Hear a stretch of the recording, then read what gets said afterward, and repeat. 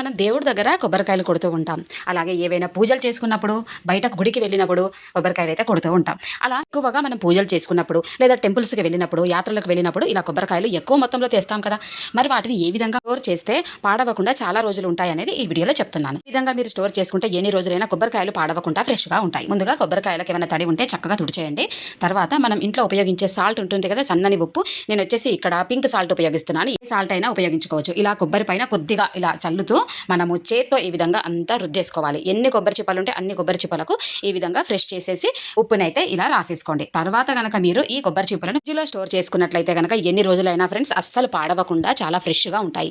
మనం తీసి వెంటనే చట్నీకి, కర్రీస్‌లో వేసుకోవడానికి ఉపయోగించుకోవచ్చు. మరి వీడియో నచ్చితే లైక్ చేయండి. ఎలా ఉందో కామెంట్స్ పెట్టండి. ఫ్రెండ్స్‌కి షేర్ చేస్తూ ఛానల్ సబ్స్క్రైబ్ చేసుకోండి. సింపుల్‌గా అస్సలు కష్టపడే పని లేకుండా పిల్లలకు ఈ స్నాక్స్‌ని ఈవినింగ్ టైంలో చేసి పెట్టినట్టయితే చాలా ఇష్టంగా తింటారు. అందుకోసం 4 గ్లాసుల బియ్యం పిండిని, 2 స్పూన్ల కారము, 1 స్పూన్ ధనియా పౌడరు, అలాగే అల్లం వెల్లుల్లి పేస్ట్ 1 స్పూను, ఉల్లి ఆకు 2 కట్టలు, ఆనియన్స్ 4, అలాగే పల్లీలు వేయించి పొట్టు తీసి పెట్టినవి 2 గుప్పెళ్ళు వేశాను. అలాగే శనగపప్పు నానబెట్టింది కూడా ఒక 3 గుప్పెళ్ళు వేశాను. తర్వాత అలాగే ఒక చిన్న సొరకాయను తురుముకొని ఆ తురుమును కూడా వేసేసుకోవాలన్నమాట. అలాగే సాల్ట్, కొద్దిగా నువ్వులు కూడా వేసేసుకొని సొరకాయ అలాగే ఉల్లిగడ్డల్లో వాటర్ ఉంటాయి కాబట్టి ముందుగా వాటితో కలిపేసుకొని తర్వాత కొద్దిగా చల్లనీళ్ళు పోసుకుంటూ ఈ విధంగా పిండంతా కలుపుకోవాలి.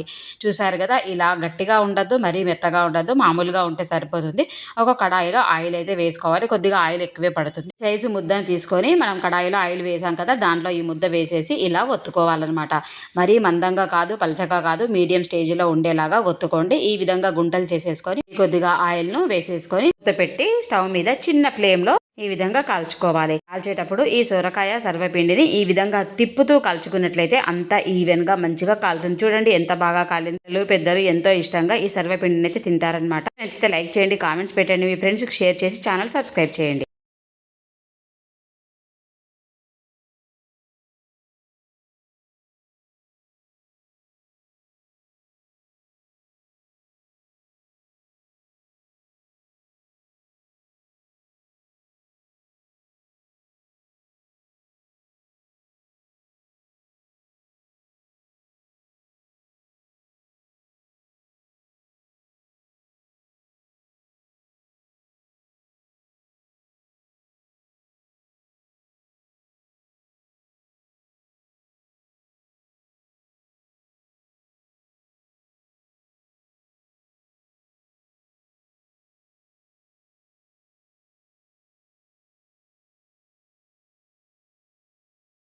జనరల్‌గా మనం యాపిల్ కట్ చేయాలంటే ఫస్ట్ మధ్యలోకి కట్ చేసి తర్వాత వచ్చిన 2 పార్ట్స్‌లో 3 పార్ట్స్‌గా అలా కట్ చేస్తాం. మరి అలా కాకుండా నేను చెప్పిన విధంగా మీరు యాపిల్ కట్ చేసినట్లయితే యాపిల్ ముక్కలో ఒక్క సీడ్ కూడా ఉండకుండా ఈజీగా మనం యాపిల్‌ని అయితే తినేయొచ్చు. ఇదే చూడండి, నేను ఏ విధంగా యాపిల్ కట్ చేసి ఓపెన్ చేసిన తర్వాత ఒక్క సీడ్ కూడా కట్ చేసినటువంటి యాపిల్ ముక్కలో ఉండదన్నమాట. సీడ్స్ అన్నీ కూడా ఇలా సెపరేట్‌గా మిడిల్ పార్ట్‌లోకి వెళ్ళిపోతాయి. దీన్ని ఎలాగో కట్ చేసి మనం పడేస్తాం కాబట్టి ఈజీగా ఇలా కట్ చేసి యాపిల్స్‌ని తినొచ్చు. అలాగే మనం పిల్లలకి స్కూల్లో పెట్టాలి అనుకుంటాం కదా, అలాంటప్పుడు కట్ చేసి పెడితే తొందరగా నల్లగా అయిపోతుంది. అలా కాకుండా ఒక గిన్నెలో వాటర్ తీసుకొని అందులో కొద్దిగా సాల్ట్ వేసి ఈ యాపిల్ ముక్కలను అందులో వేసేసి 1 నిమిషం పాటు అలా వదిలేసేయాలి. తర్వాత మీరు టిఫిన్ బాక్స్లో కనుక పెట్టేసి పిల్లలకి స్నాక్స్ లాగా పెట్టినట్లయితే ఈవినింగ్ వరకు కూడా యాపిల్ ముక్కలు అనేవి నల్లగా అవ్వకుండా చాలా ఫ్రెష్గా ఉంటాయి. టేస్ట్ కూడా చాలా బాగుంటుంది. మరి మీరు పిల్లలకి ఏ పద్ధతిలో యాపిల్ని కట్ చేసి స్నాక్స్లా పెడతారో నాకైతే కామెంట్ సెక్షన్లో తెలియజేయండి. నచ్చితే లైక్ చేయండి, ఫ్రెండ్స్కి షేర్ చేస్తూ ఛానల్ సబ్స్క్రైబ్ చేసుకోండి. మనం ఇంట్లో పెన్స్ని యూజ్ చేసిన తర్వాత ఆ పెన్ను క్యాప్లను అసలు అవసరం లేనని పడేస్తాం కదా. మరి ఎంత చక్కగా ఉపయోగించుకోవచ్చో మీరే చూడండి. ఇంట్లో డబుల్ ప్లాస్టర్ ఉంటుంది కదా, ఆ డబుల్ ప్లాస్టర్ను వీడియోలో క్యాప్కి నేను ఏ విధంగా అతికించానో ఆ విధంగా అతికించండి. అలా ఇంకొక క్యాప్ కూడా ఇలా డబుల్ ప్లాస్టర్ని అయితే అతికించాలి. రెండింటికి ఉన్నటువంటి ఇలా స్టిక్కర్ పై కవర్ను తీసేసేసి మనకు నచ్చిన ప్లేస్లో ఈ విధంగా క్యాప్స్ని అయితే పెట్టేసేయాలి. ఇప్పుడు మనకు నచ్చిన ఏదైనా ఫోటోను ఈ విధంగా ఈ క్యాప్స్ మధ్యలో నుంచి పెట్టేసేయండి. ఎంత బాగా కనిపిస్తుంది కదా. మనకి ఈ ఫోటో వద్దు, మళ్ళీ మార్చుకోవాలి అనుకున్నప్పుడు చక్కగా తీసి ఇంకొక ఫోటోను కూడా మార్చుకోవచ్చు. ఈ ఐడియా ప్రతి ఒక్కరికి చాలా యూస్ఫుల్ కదా. ఇలా పిల్లల రూమ్లో పెట్టినట్లయితే వాళ్ళు హ్యాపీగా ఫీల్ అవుతారు. నచ్చితే లైక్ చేయండి, ఎలా ఉందో కామెంట్స్ పెట్టండి, ఫ్రెండ్స్కి షేర్ చేస్తూ ఛానల్ సబ్స్క్రైబ్ చేయండి. మధ్యలో ఏ ఐటమ్స్ తీసుకున్నా కానీ ఇలాంటి బాక్సులు అయితే మనకు చాలానే వస్తున్నాయి కదా. ఫ్రూట్స్, రబ్బర్ బ్యాండ్స్ కానీ దీనికి సంబంధించిన ఏమైనా ఐటమ్స్ తీసుకున్నప్పుడు ఇలాంటి బాక్సులు అయితే వస్తూ ఉంటాయి. మరి వీటిని అవసరం లేవని పడేసే బదులు ఇలా చక్కగా ఉపయోగించుకోండి. ఈ సమ్మర్లో మనం నిమ్మకాయలను ఎక్కువగా యూస్ చేస్తూ ఉంటాం కదా. మరి ఈ నిమ్మకాయలు స్టోర్ చేయడానికి ఈ బాక్సులు అయితే చాలా బాగా ఉపయోగపడతాయి అని చెప్పేసి నిమ్మకాయలను అలాగే బాక్స్లో పెట్టేసి ఫ్రిడ్జ్లో స్టోర్ చేయకండి. రాసిన తర్వాత బుక్స్ అయితే వేస్ట్గా అలా పడేస్తూ ఉంటారు కదా. మరి అలాంటి పేపర్స్ని అయితే చక్కగా ఉపయోగించుకోవచ్చు.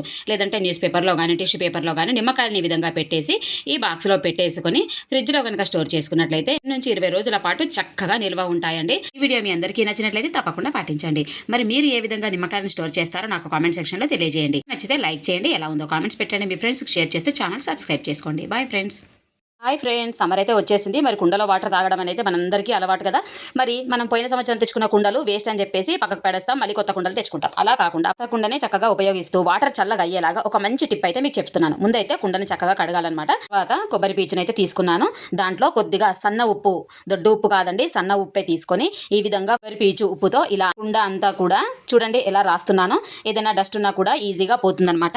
అలాగే ఇంకా కొంచెం కొబ్బరి పీచుమైన మనం సాల్ట్ని వేసేసుకొని లోపల వైపున కూడా ఈ విధంగా కొబ్బరి పీచు ఉప్పుతోటే అంతా రాసేసుకోవాలండి. నిమిషం పాటు వదిలేసి తర్వాత మనం చక్కగా కుండనైతే 2-3 సార్లు చక్కగా వాటర్ తో వాష్ చేసేస్తే కుండంతా కూడా సూపర్ గా క్లీన్ అయిపోతుంది. సో ప్లాస్టిక్ స్క్రబ్బర్స్ మాత్రం అస్సలు యూజ్ చేయకండి ఫ్రెండ్స్, ఎందుకంటే ప్లాస్టిక్ అంతా కుండ గరుకులుగా ఉండడం వల్ల కుండకు పట్టేస్తుంది. సో ఆ వాటర్ మనం తాగుతాము, పిల్లలు కూడా తాగుతారు, దానివల్ల ప్రాబ్లమ్స్ వస్తాయి. కాబట్టి ఈ విధంగా ట్రై చేయండి. కుండను కడిగిన తర్వాత ఇలా వాటర్ నింపేసినట్లయితే 1 గంటలో నీళ్ళన్నీ కూడా చాలా చల్లగా అవుతాయన్నమాట. సో పాత కుండలు పడేయకుండా ఈ విధంగా మీరు తప్పక ట్రై చేయండి. వీడియో ఎండాకాలంలో ప్రతి ఒక్కరికి యూస్ఫుల్ కాబట్టి వీడియోస్ ను షేర్ చేయండి, లైక్ చేయండి, ఎలా ఉందో కామెంట్స్ పెట్టండి, అలాగే ఛానల్ సబ్స్క్రైబ్ చేసుకోండి. మనం దేవుడి రూమ్లో పసుపు కుంకుమను పెద్ద డబ్బాలో ఈ విధంగా స్టోర్ చేసుకుంటాం.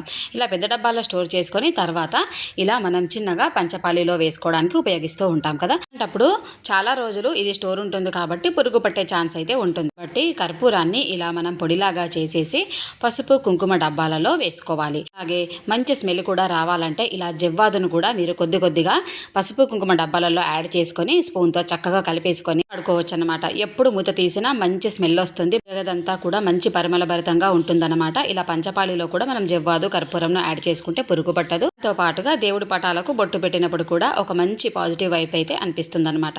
అక్షింతలలో కూడా జవ్వాదు కర్పూరంను కలిపితే పురుగు పట్టదు, అలాగే మంచి స్మెల్ వస్తుంది. మన ఇంటికి వచ్చిన ముత్తైదులకు కూడా మనం పసుపు బొట్టిస్తుంటాం కదా, దానికోసం ఇలా సపరేట్ గా పసుపు కుంకుమనైతే మనం పెట్టుకుంటూ ఉంటాం కదా. మరి వీటిలో కూడా కొద్దిగా జవ్వాదును కలుపుకున్నట్లయితే మనం బొట్టు పెట్టేటప్పుడు మంచి స్మెల్ వచ్చి మంచి పాజిటివ్ వైబ్ అనిపిస్తుంది. నచ్చితే లైక్ చేయండి, ఎలా అనిపించిందో కామెంట్స్ పెడుతూ ఫ్రెండ్స్కి షేర్ చేయండి, ఛానల్ సబ్స్క్రైబ్ చేయండి.